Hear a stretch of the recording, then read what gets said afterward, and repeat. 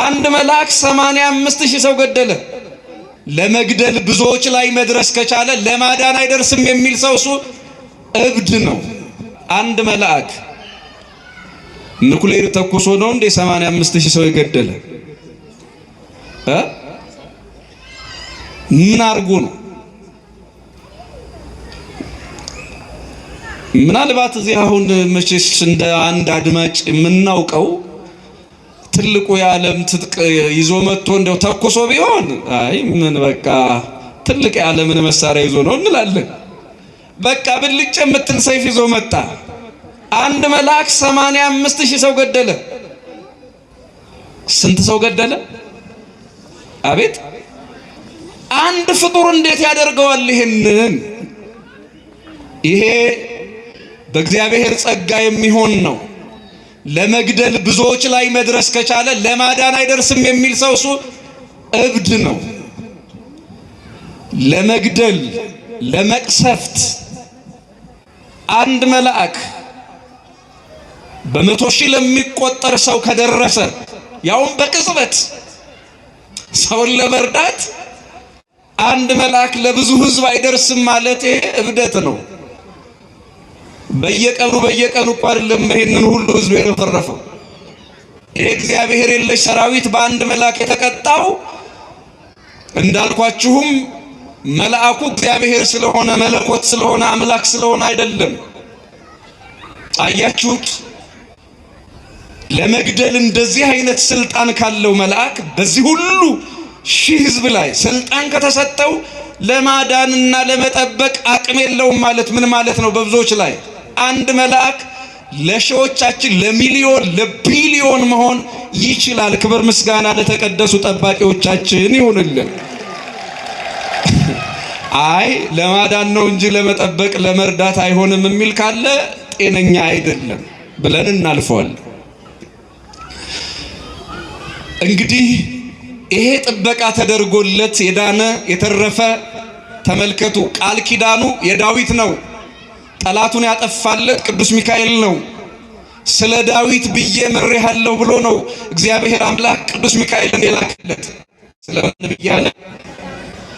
ክርስቲያኖች እስኪ አሁን እንግዲህ መሰረታዊ የሆነ የዕለቱን ታሪክ እናንሳ።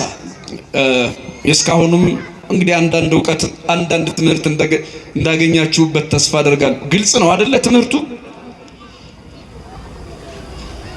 ዳዊት በሕዝቅያስ ዘመን በሕይወት ያለ ይመስላችኋል ወይስ ሞቷል? እስኪ በማርያም ንገሩኝ፣ የሚሰማችሁን ንገሩኝ። ዳዊት በሕይወት ያለ ይመስላችኋል አሁን? አቤት! ኧረ ብዙ ዓመቱ ነው። መቃብሩ ውስጥ እንኳን ብንሄድ በድኑን አስከሬኑን አናገኘውም። አፈር ትቢያ ሆኗል። እንኳን በሕይወተ ሥጋ ሊኖር የለም። እስኪ ፍረዱ ክርስቲያኖች። እግዚአብሔር አምላክ የሞተውን የዳዊትን ስም መጥራቱ ትክክል ነው ስህተት ነው? በቃ አያችሁት? ቅዱሳን ቢሞቱ እንኳን የሚሞት ሥጋ እንጂ የሚሞት ቃል ኪዳን የላቸው። እስኪ አብራችሁኝ በሉ፣ ቅዱሳን በሉ። ቢሞቱ እንኳን የሚሞት ሥጋ እንጂ የሚሞት ቃል ኪዳን የላቸው። እስኪ ድገሙት። ምን አልኳችሁ?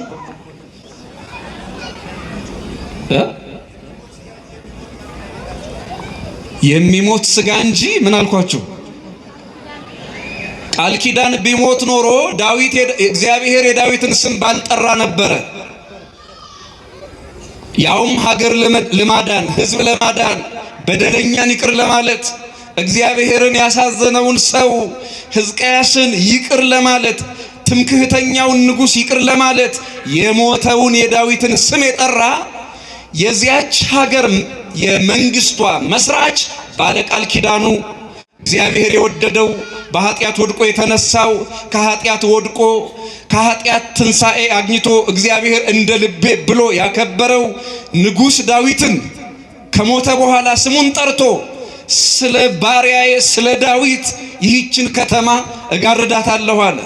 ዳዊት ጽድቅና ኃጢአት እየሰራ የኖረ የእግዚአብሔር ሰው ነው።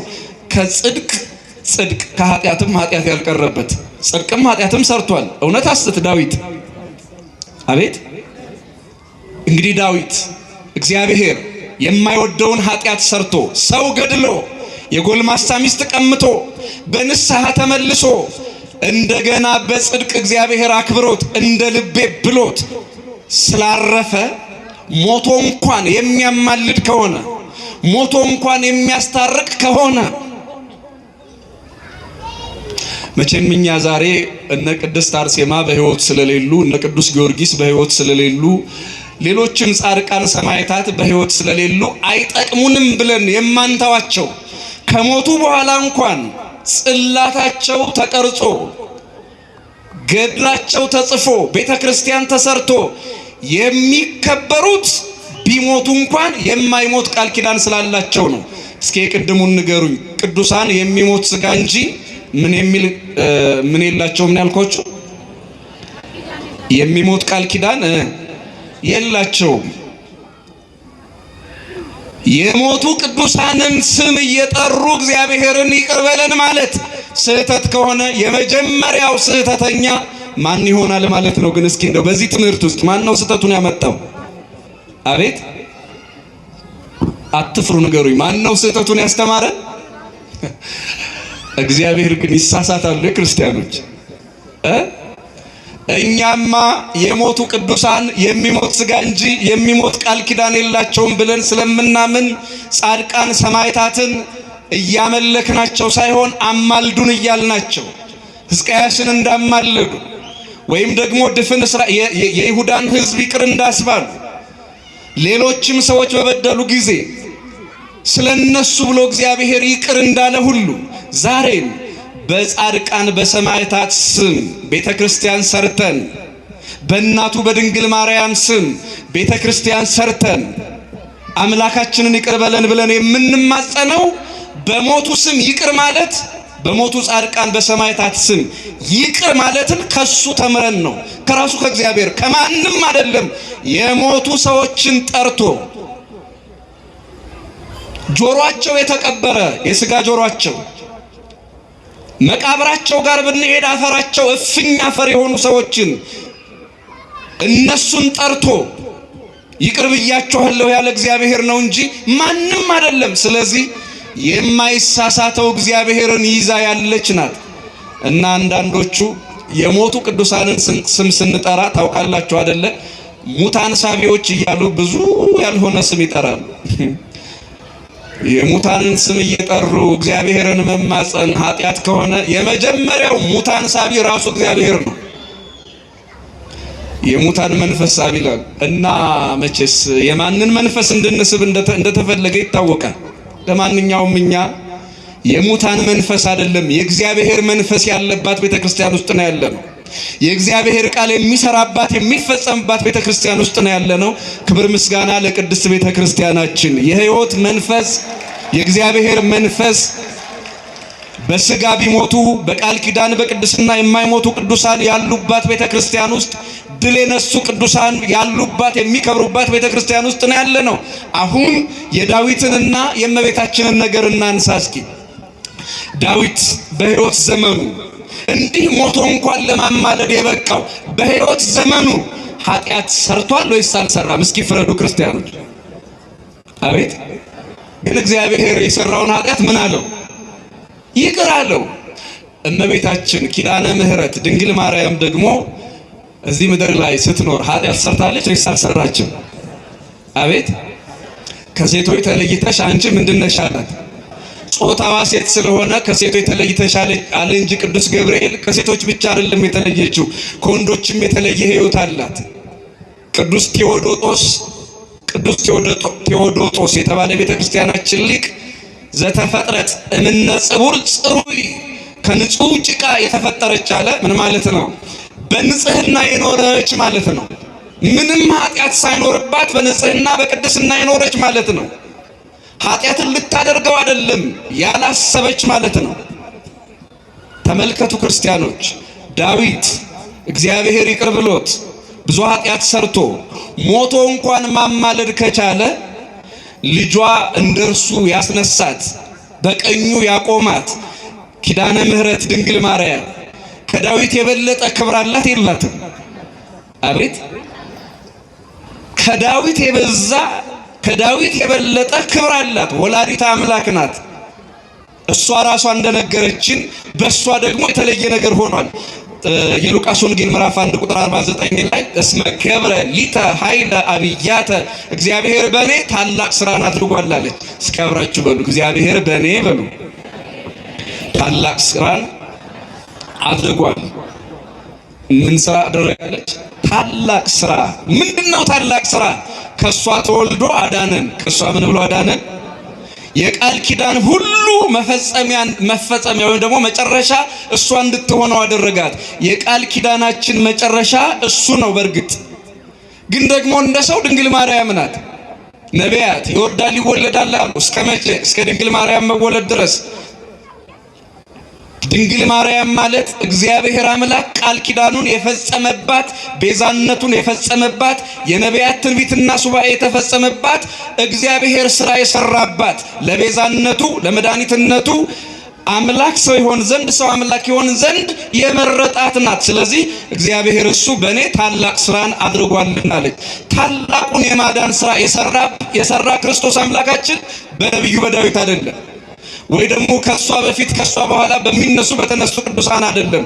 በእመቤታችን በድንግል ማርያም ብቻ ያደረገው ታላቅ ስራ የመስቀል ስራ ነው።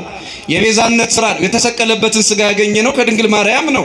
ዛሬ ቤተ ክርስቲያን የምትቆርሰው ስጋ የምታፈሰው ደም የተገኘው ከማን ነው? እስኪ ንገሩኝ። አቤት ከሰማይ የወረደ ነው? እስከ ድንግል ማርያም የተገኘ ነው። ከድንግል ማርያም የተገኘ ነው። ስለዚህ ክርስቲያኖች እመቤታችን ቅድስት ድንግል ማርያም ከዳዊት ብቻ አይደለም። ቅዱስ ኤፍሬም በሐሙስ ውዳሴ ማርያሙ ይእቲ፣ እስኪ አብራችሁ ይበሉ፣ ይእቲ ይበሉ እስኪ። ብቻዬን ብዙ ተናገርኩ። ይእቲ ይበሉ እስኪ። ተአቢ እምኩሎሙ ቅዱሳን ወይም ክብራ የአቢ ክብራ ለማርያም እምኩሎሙ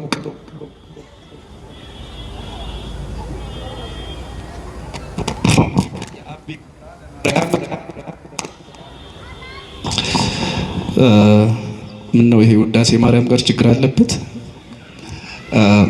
እስኪ የአቢ በሉ እስኪ። ክብራ ለማርያም እምኩሎሙ ቅዱሳን፣ ከቅዱሳን ሁሉ ክብር በሉ። የእመቤታችን ክብር የኪዳነ ምሕረት ክብር ይበልጣል። ስለዚህ ከዳዊት የበለጠች እናት አለችን። ከዳዊት የላቀች እናት አለችን። ዳዊት ኃጢአት እየሰራ እንደገና ንስሐ ገብቶ አንድ ሀገር ለማማለድ አንድ ሀገር ከእግዚአብሔር ጋር ለማስታረቅ ከበቃ በይሁዳ ሕዝብና በይሁዳ ሀገር ላይ የመጣውን ክፉ ጦርነት ከመለሰ ያንን መቅሰፍት ካጠፋ የዳዊት ቃል ኪዳን በእግዚአብሔር ፊት ሞገስ አግኝቶ የሕዝቅያስን ኃጢአት ይቅር እንዲባል ምክንያት ከሆነ ከቅዱሳን ሁሉ በልጣ አምላክን በማህፀኗ ጸንሳ የወለደች በጀርባዋ ያዘለች ጡቶቿን ያጠባች ድንግል ማርያም በእውነት የቀበረ ቃል ኪዳን አላት፣ ኪዳነ ምሕረት ድንግል ማርያም። ስለዚህ አሁን እኛ ክርስቲያኖች ቃል ኪዳናችን በዛሬው ዕለት የምናከብረው ትልቁ ቃል ኪዳናችን ከዳዊት የበለጠ ነው። ከጻድቃን ከሰማዕታት ከቅዱሳን መላእክት ሁሉ የከበረ ነው። ኪዳነ ምሕረት ብለን የምንጠራው ይሄንን ነው። በዚህ ዕለት ያከበረን ለእናታችን ለቅድስት ድንግል ማርያም የከበረውን ቃል ኪዳን ሰጥቶ በእሷ አማካኝነት እንድንማር በእሷ እናትነት አማላጅነትን አግኝተን በእግዚአብሔር ፊት ሞገስ እንድናገኝ መቅሰፍት እንዲጠፋልን ምሕረትን ከእግዚአብሔር እንድናገኝ የድህነት ምክንያት አድርጎ የእርቅ ምክንያት አድርጎ የይቅርታ ምክንያት አድርጎ ኪዳነ ምሕረትን የሰጠን እግዚአብሔር ክብር ምስጋና ለስሙ ይሆንልን። በመጨረሻም እንግዲህ ስለ ባሪያዬ ስለ ዳዊት ይህችን ከተማ ሀገር አድናት ዘንድ ጋርዳታለሁ አለ። በአንድ ዳዊት ምክንያት ከተማ ከሞት ድኗል። በእመቤታችን ምክንያትስ ሀገር ከጥፋት ትድናለች አትድንም? እስኪ መስክሩ። አቤት! ዳዊት ሞቶ ካዳነ፣ ዳዊት ሞቶ ካማለደ ካስታረቀ፣ ክርስቲያኖች እንደ ሀገር የሚመጣብንን ክፉ ዳፋ፣ እንደ ማህበረሰብ የሚመጣብንን ክፉ ነገር፣ እንደ ግለሰብ የሚመጣብንን የትኛውም መከራና ጭንቀት ኪዳነ ምሕረት በምልጃዋ በእናትነቷ በቃል ኪዳኗ የማራቅ ስልጣን አላት የላትም? እንኳን ኪዳነ ምሕረት ድንግል ማርያም ይቅርና ይሄው ዳዊት እንኳን ኃጢአት እየሰራ እየወደቀ እየተነሳ በእግዚአብሔር ፊት ሞገስ አግኝቶ አንድ ሀገር አማልዷል። ክብር ምስጋና ለኪዳነ ምሕረት ለድንግል ማርያም ይሁንልን። ክርስቲያኖች ብዙ ጊዜ በተለያየ ምክንያት በተለይ ይሄ ክፉ ልማድ አለና አሁን ይሄ ሕዝቅያስ ብዙ አሳሳች ሰዎች ነበሩት በዘመኑ እና ብቸኛው እኮ ኃያል ንጉሥ አንተ ነህ እያሉ የሚያሸረግዱለት ነበሩ እና ኃይለኛ ነህ ስላሉት እውነት ኃይለኛ የሆንኩ መስሎት እግዚአብሔር አያስፈልገኝም አይነት ጫወታ ጀምሮ ነበር። በዚህ ወቅት እንደማጠቃለያ ልነግራቸው የፈለኩት ወራ ምንድነው? አሁን ላይ ያለነው ወር ምንድነው? ሰኔ አይደለ? ምንና ምን የገጠመበት ነው? እርግጠኛ ነኝ እንዲሁ በወቅቱ በጣም ብዙ ሰው የቀን አምልኮ ስላለው በዚህ ጉዳይ ላይ ምናልባት ትምህርት ተሰጥቶ ሊሆን ይችላል። ከቀን ወንዶች እስኪ ንገሩኝ፣ የምትጠሉትና የምትወዱት ቀን አለ የለም? እስኪ ንገሩኝ። ሳትዋሹ መቼስ በእግዚአብሔር ቤት ነው ያለነው። የምትወዱት ቀን አለ የለም? ወይ አለ ወይ የለም በሉኝ እስኪ አንድ ላይ። የምትወዱት ወይም የምትጠሉት ቀን አለ የለም? እሺ ፈርታችሁ ነው? ሁለቱም እኮ አለመሆን አይችልም። ወይ አለ ወይ የለም? የምትወዱት ቀን አለ የለም? እሺ አቤት። የምትጠሉት ቀንስ አለ የለም? እሺ የሚደብራችሁ ቀን የለም? ማን ነው የሚደብራችሁ ቀን? ወንዶች የሚደብራችሁ ቀን የትኛው ነው? ሰኞ ነው አይደል? ሰኞን ግን የማይወዱት እሁድ የጠጡ ሰዎች ናቸው ይባላል። በጣም ይቅርታ እኔ እንዴት እንደሆነ አላውቅም። እና እዛ ባለሁበት አጥቢያ አንድ ሰው ምን ብሎ ጠይቆኝ ነበረ።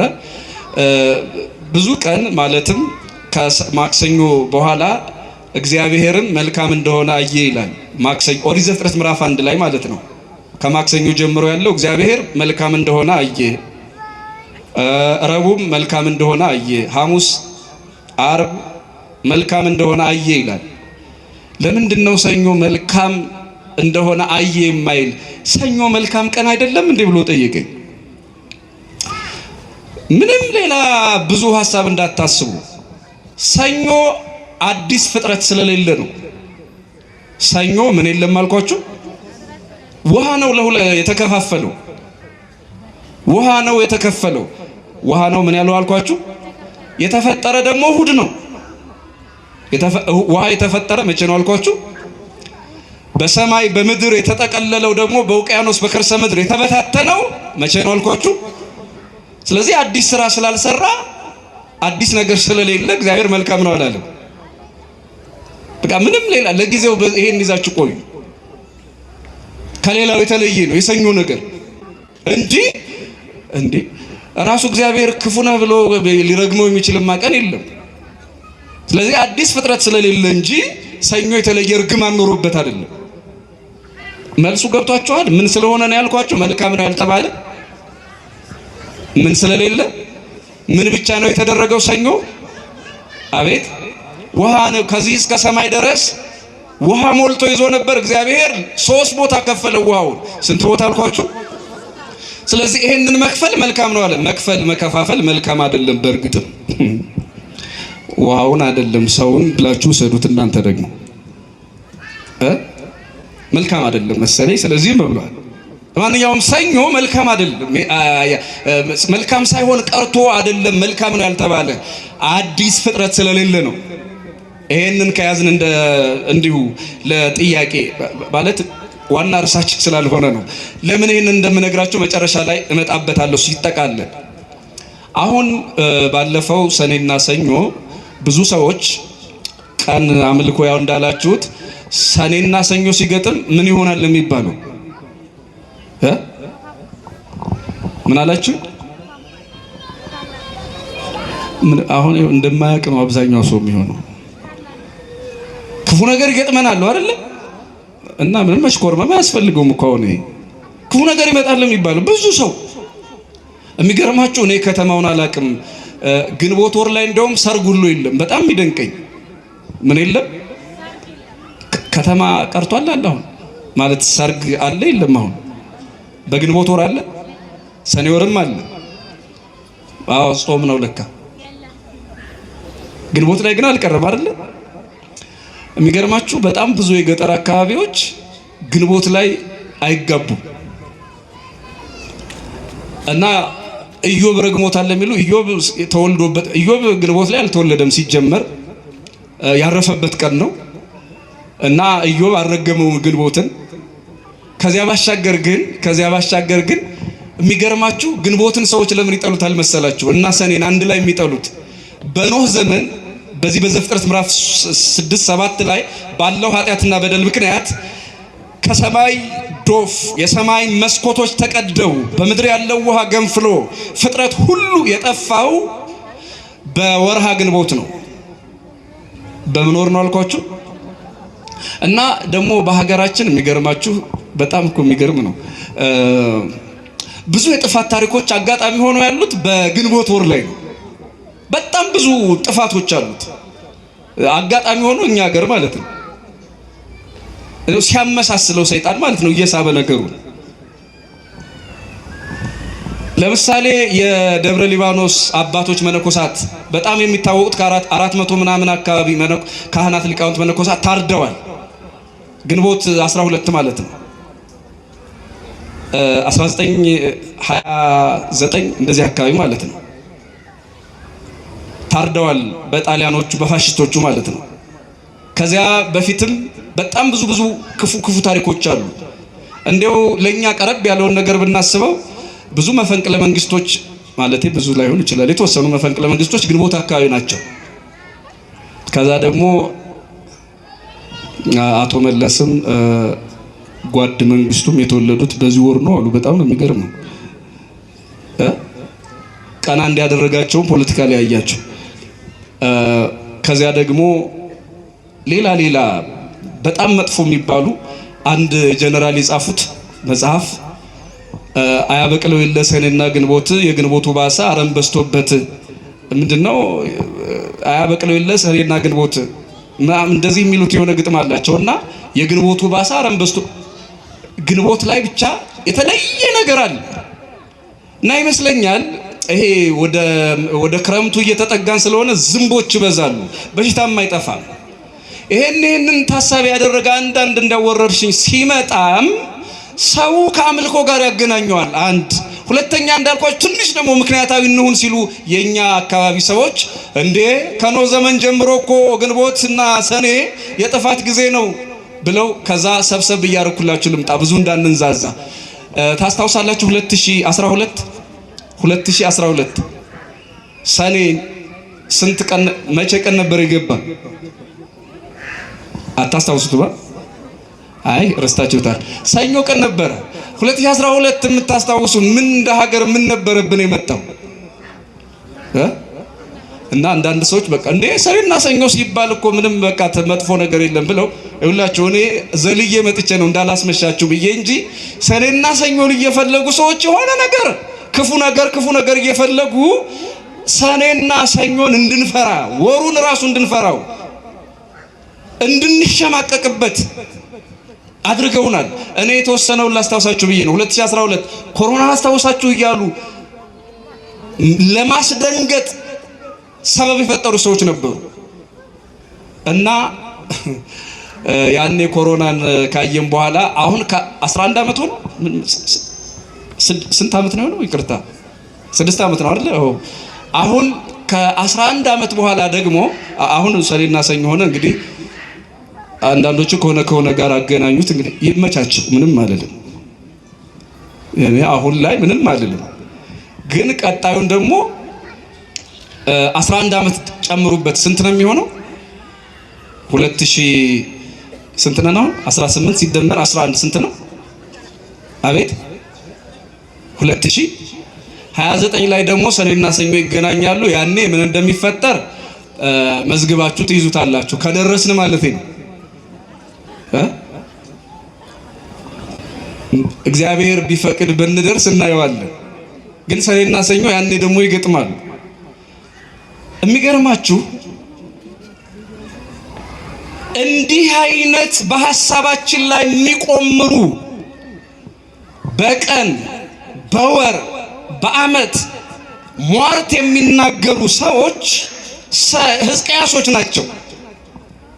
ሕዝቅያስ ቀናትን፣ ወሮችን፣ ሰዓታትን የሚያመልክበት አጋጣሚ ነበረውና እግዚአብሔር እንደውም በዚህ የጥላ ሰፈረ የሚል ታሪክ አለ። አሁን ወደዛ አልሄድም እና ይሄ ቀን እየሰፈረ እግዚአብሔር ያዳነው ቀን ሰፋሪው እኔ እንጂ አንተ የምታስበው ነገር አይደለም ብሎ የቀን አምልኮ በንጉሱ ዘንድ እንዳይኖርበት ነው የሚል ትምህርት አለ በአንዳንድ ቤተክርስቲያን አባቶች። ምን ማለት ነው?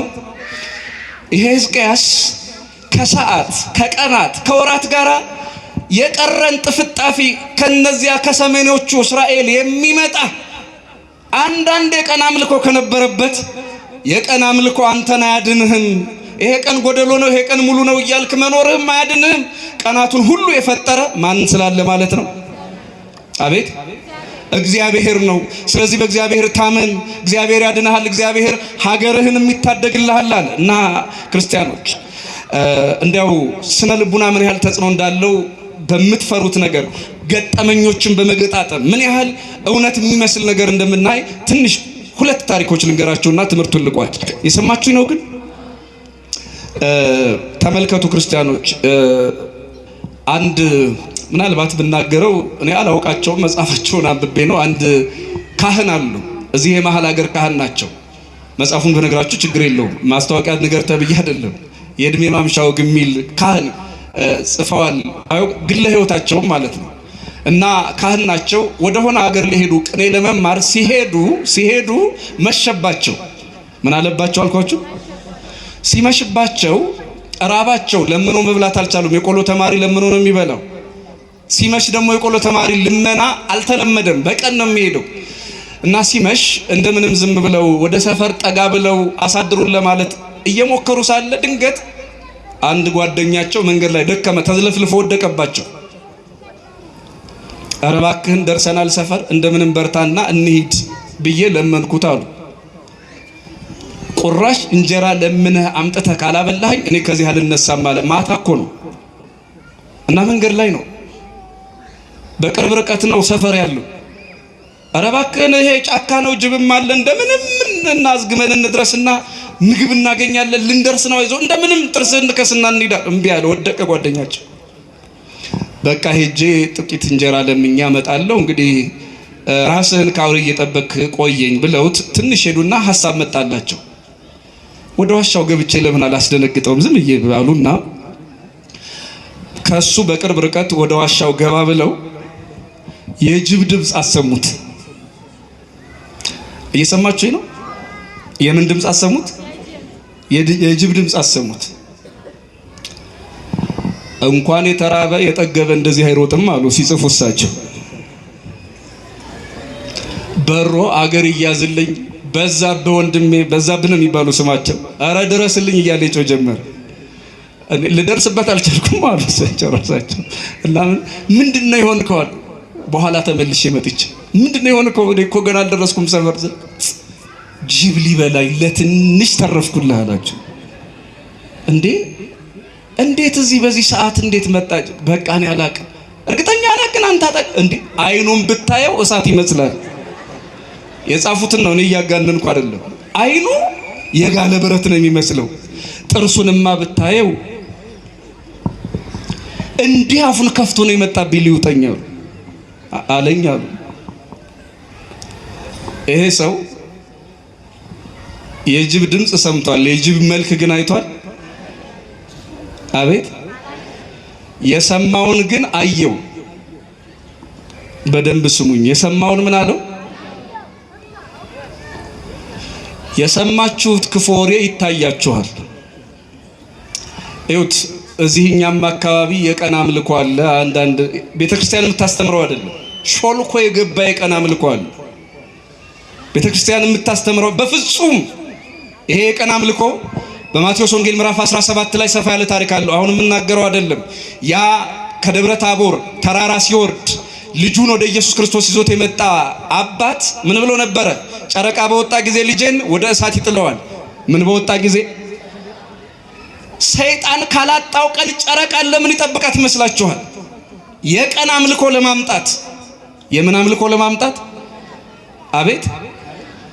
እኛ ቀናቶቹ የምንባረክባቸው ጻድቃን፣ ሰማዕታት፣ ቅዱሳን መላእክት ደግሞም የአምላክ እናት ኪዳነ ምሕረትም የምትታሰብበት ቀን አለን እንጂ ጨረቃ ወጣ እንትና ወጣ እንትና በዚህ ገባ እያልን የምንጠቀምበትም የምንጎዳበትም በረከት የምናገኝበት የምናጣበት እንዲህ አይነት ትምህርት ቤተክርስቲያኒቱ የላትም።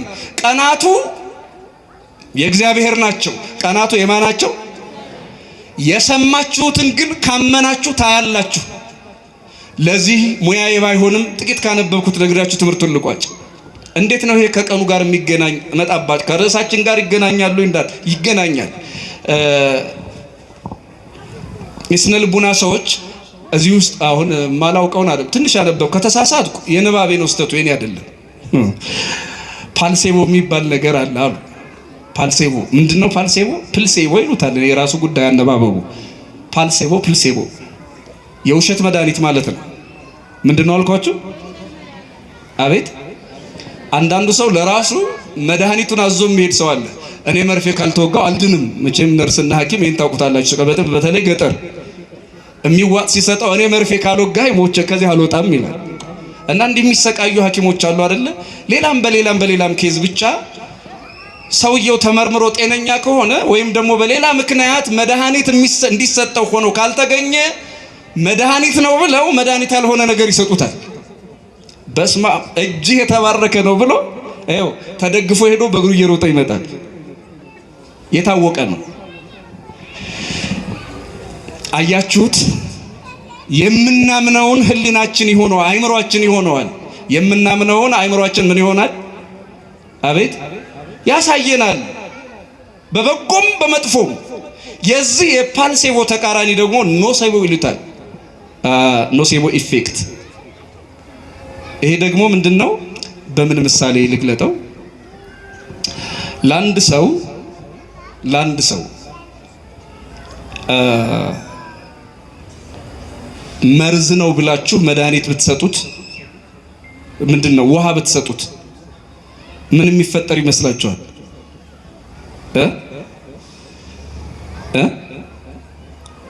ምን የሚፈጠር ይመስላችኋል? ንጹህ ውሃ ነው። ንጹህ ውሃ፣ የታከመ ውሃ። ግን ብላችሁ ለምሳሌ አጠገቡ ሌላ ሰው በመርዝ ተጎድቶ ተመሳሳዩን መርዝን ካጠጣ ያሉት መስሎ ውሃ ቢሰጡት እንደው ባይሞት እንኳን ለሞት የሚደርስ መዝለፍለፍ ይደርስ ወይ ይሞታል። በዓለም ታሪክ የሆነው ያቀር ሰው የእምነት ውጤት ነው። በደንብ ንገሩኝ። ሰው የምን ውጤት ነው? አቤት! የእምነት ውጤት ነው። ክርስቶስ አምላካችን ኃጢአተኞችን ካዳነ በኋላ እንደ እምነትሽ ይሁንልሽ፣ እንደ እምነትህ ምን በል ነበር የሚለው? አያችሁት? በእምነታችን ልክ ነው ህይወት የሚመራን።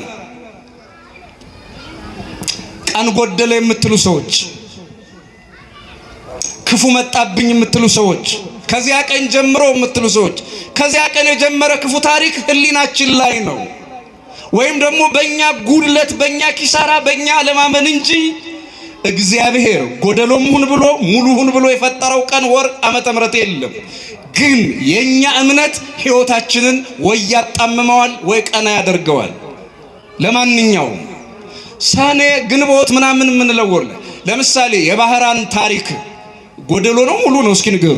አሁን ባለፈው ባህራንን አክብረናል። ጎደሎ ታሪክ ነው ሙሉ ታሪክ ነው ያየነው? መስክሯ። የባህራን ታሪክ ጎደለ ወይስ ሞላ? አቤት! እንዴ በሀብታም ድግስ ተደግስ ለሞት ይሆናል፣ ለተስካር ለቀብር ይሆናል ተብሎ በተደገሰ ድግስ ላይ ሙሽራ ሆነበት እንጂ። ክብር ምስጋና ለቅዱስ ሚካኤል ይሁንና በእውነት የቀን ሙሉ ነው ያየነው። የአፎሚያም ታሪክ እንደዛው ክርስቲያኖች በዚህ ወርም ብዙ ወሩን ሙሉ የምናስባቸው ጻድቃን ሰማዕታት ራሱ እግዚአብሔርን ጨምሮ የሚከብርበት ቀን እንጂ ፀሐይ፣ ጨረቃ፣ ከዋክብት ቀን አጉድለው ቀን ሙሉ አድርገው አያውቁም፣ ሊያደርጉም አይችሉም።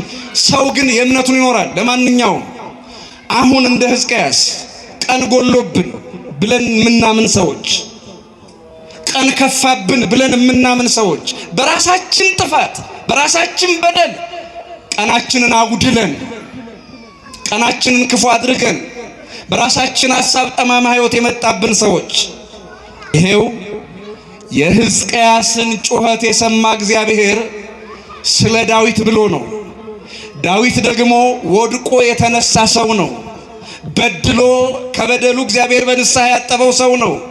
ያልበደለች የእግዚአብሔር እናት የሆነች ከቅዱሳን መላእክት ከጻድቃን ከሰማዕታት የከበረች የእኛ እናት ድንግል ማርያም ደግሞ ጎደሎ ቀናችንን ሙሉ ታደርግልናለች።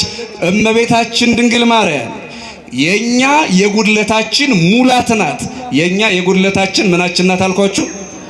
ለዚህ ምስክራችን የዶኪማስ ጓዳ ነው። በዚህ ጊዜን አላጠፋም። የዶኪማስ ምንድነው? አቤት ይሄው የምታውቁት ነው። በነገራችን ላይ ዶኪማስ ሲባል እንደው ብዙ ሰው የሚያስበው ይሄ ውሃውን ወይን አደረገ ጠጅ ጠጣ። የለም፣ የጠጁን ጉዳይ እርሱት፣ የወይኑን ጉዳይ እርሱት። ክርስቲያኖች ማን ነግሯት ወይን አለቀባቸው አለች የሚለውን አስቡት። ማን ነገራት ለኪዳነ ምህረት? እስኪ ንገሩኝ ክርስቲያኖች፣ ማን ነገራት? አቤት በድንግል ማርያም በራሷ በኪዳነ ምህረት አፋችሁ እስኪ አንቀሳቅሱት። ማን ነገራት? አቤት ይኸውላችሁ የኛ እናት ኪዳነ ምህረት እዚህ መታችሁ አልቅሳችሁ አይደለም፣ ቃል አውጥታችሁ ተናግራችሁ አይደለም። የዶኪማስን ጉድለት ያወቀችው ፊቱን አይታ ነው። ምኑን አይታ? እንዲያው ሄዳ የወይን ጋኖችን አይታም አይደለም። አረ እንዲያው ወይናችን አለቀ ብሎ ሹክ ያላት ሰው ኖሮ አይደለም። ፊታቸውን አይታ ጓዳቸውን አወቀች። እስኪ አብራችሁ ይበሉ። ምን አይታ ምን አወቀች? አቤት አሁን እናንተ የሆነ ባለስልጣን ቤት ብትሄዱ ብትገቡ እና ግቡ ተብላችሁ ችግራችሁን ተናገሩ ብትባሉ ዝም ብላችሁ ብትቀመጡ ምን ልታዘዝ ጌታዬ ምን ልታዘዝ እመቤቴ ቢላችሁ ባለስልጣኑ ዝም ብላችሁ ብትቀመጡ ችግራችሁን ይፈታል የከተማው ባለስልጣን? መፍታት አይደለም ይገባዋል። መጀመሪያ ለምን እንደሄዳችሁ ለምን እሱ ቢሮ እንደገባችሁ ያውቃል አያውቅም? ዝምታን ምን ስለማያውቅ የኪዳነ ምህረት ቤት ግን ይሄው የዶኪማስ ቤት ምስክራችን ነው። ዝም ብለው የሚያደርጉትን አጥተው ተስፋ ለቆረጡ ሰዎች አፈርን ያለ አቅማችን ብዙ ሰው ጠርተን ደግሰን በከተማው መሳቂያ ሆን ብለው መሳለቂያ ሆን ብለው ማፈር ለጀመሩት ለነዚያ የሰርግ ደጋሾች ፊታቸውን አይታ ጎደሏቸውን ያወቀች የኛ እናት ኪዳነ ምህረት እኮ ናት። ክርስቲያኖች አሁን ይህች እናት ድንግል ማርያም የጉድለታችን ሙላት ናት። የጉድለታችን ምንድናት አልኳችሁ? ጨርሳለሁ ስለ የኔ ነገር አንዳንድ ጊዜ ይሄ አውደ ምሕረት እኮ የአውደ ምሕረት አትሮንስና የፖለቲካ ስልጣን በነገራችን ላይ ሲቆይ ነው የሚጥመው መሰለኝ። መጀመሪያ ዘሎ 30 ደቂቃ ብሎ ይጋ ከዛ አረ በቃ ሲባል ነው ብዙ ጊዜ መምህር የሚወርድ አይታችኋል አይደል? በጆሮአችን አረ ውረድ ይበቃል ነው እና ሲቆይ መሰለኝ። ለማንኛውም እስቲ ምን እያልኩ ነው?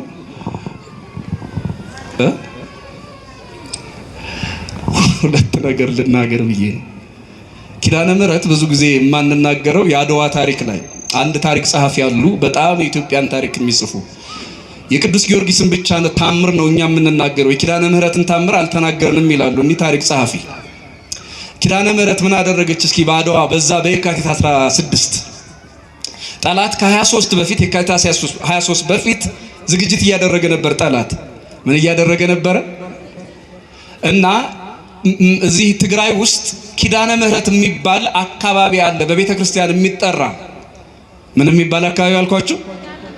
ከሁለት አቅጣጫ ሰላዮች ካርታ ስለው እዚህ ቦታ ላይ እንገናኝና የሚደረገውን እናደርጋለን፣ ስለላውን አከናውነን ጦሩ የት እንዳለ ምን አቅም እንዳለው ምን መሳሪያ እንደያዘ ዝግጅቱን አይተን እንመለሳለን ብለው ከሁለት አቅጣጫ የጣሊያን ሰራዊት መጥተው ነበረ፣ ወደ መሃል ሀገር ማለት ነው። ካርታውን አውጥተዋል። ሁለቱም ከተለያየ አቅጣጫ ነው የሚመጡት እና በሰዓቱ ሲደርሱ ቦታው ላይ በካርታው መሰረት ኪዳነ ምሕረት ይላል። ጠየቁ። ኪዳነ ምሕረት ማለት ይሄ ነው እንዴ አሉ። አይ አይደለም፣ የ2 ሰዓት መንገድ ይቀራቸዋል፣ በዚህ ሂዱ አሏቸው። ሄዱ። እነዚያኞችም በተባለው በካርታው ላይ አንብበው ደረሱ። ይሄ ነው እንዴ ኪዳነ ምሕረት አሉ። አይ እንደዚህ 2 ሰዓት። እነዚያም በሌላ መንገድ ሄደው ጠላት ከኢትዮጵያ ያለውን ትጥቅ እንዳያይ፣ ከኢትዮጵያ በኩል ያለውን ዝግጅት እንዳያይ አይኑ ጨለማ ጉልበቱ ቄጤማ የሆነው በኪዳነ ምሕረት ዕለት ነው። የሚገርማችሁ ቅድስት ኪዳነ ምሕረት ሀገር ጠብቃለች እያልኳችሁ ነው። ይሄንን ከታምረ ማርያም ልንጽፈው ይገባ ነበር ይላሉ ታሪክ ጸሐፊ። አልተጻፈም። ለማንኛውም የአስራት ሀገሯን ድንግል ማርያምም ጠብቃለች። ገበዘ ኢትዮጵያ የምንለው ቅዱስ ጊዮርጊስ ብቻ አይደለም፣ እማምላክ ኪዳነ ምሕረት ኢትዮጵያን ጠብቃለች። ሀገራችንን የጠበቀች ድንግል ማርያም የሞተውን የዳዊትን ስም ጠርቶ እግዚአብሔር አምላክ ይህችን ከተማ አድናት ዘንድ እጋርዳታለሁ እንዳለ የእናቱን ስም የኪዳነ ምሕረትን የድንግል ማርያምን ስም ጠርተን ተማጽነን አገራችን ኢትዮጵያን ይምርልን ዘንድ እኛን ይምረን ዘንድ ጉድለታችንን ይሞላ ዘንድ ቅዱስ ፈቃዱ ይሁንልን። እስኪ መጨረሻ አብረን እንበለው። ስለ እኔ በሉ እስኪ፣ ስለ ባሪያዬ ስለ ዳዊት ይህችን ከተማ አድናት ዘንድ እጋርዳታለሁ። ስለ ዳዊት ብሎ የይሁዳን ከተማ ከጋረደ ስለ ኪዳነ ምሕረት ብሎ እኛን ከመከራ ሁሉ ይጋርደን። ስለ ዳዊት ብሎ የይሁዳን ሕዝብና የይሁዳን ከተማ ከጋረደ ስለ እናቱ ስለ ወላዲተ አምላክ ብሎ ደግሞ ኢትዮጵያን ይጋርድልን። የደም ደመና ርቆ የጦርነት ጋሻ ድምፅ ርቆ የዝማሬ ድምፅ እንዲያው ተውት ከነ ልዩነታችን የአዛን ድምፅ እየሰማን የምንኖርባትን ኢትዮጵያ እግዚአብሔር ያምጣልን። የጥይት ድምፅ ይጥፋልን እንጂ የቅዳሴው የአዛኑ ድምፅ አያጣላም። ይሄ ፖለቲካ የፈጠረው ጠብ ነው፣ ሃይማኖቶች የፈጠሩት አይደለም። እግዚአብሔር በአንድ ምድር ላይ እያኖረን ለእግዚአብሔር ገዳይና ሟች አንሆንም። እኛ ግን በሃይማኖት ላይ ሌሎች እጆች ሲገቡ ሁሉም ክፉ ይሆናል። ለማንኛውም ስለ ዳዊት ብሎ እግዚአብሔር ይሁዳን ጋርዷል፣ ሕዝቅያስን ጋርዷል። ስለ እናቱ ስለ ድንግል ማርያም ብሎ ዳግመኛ ሕዝባችንን እኛን ሕይወታችንን ይጋርድልን። ስብሐት ለእግዚአብሔር።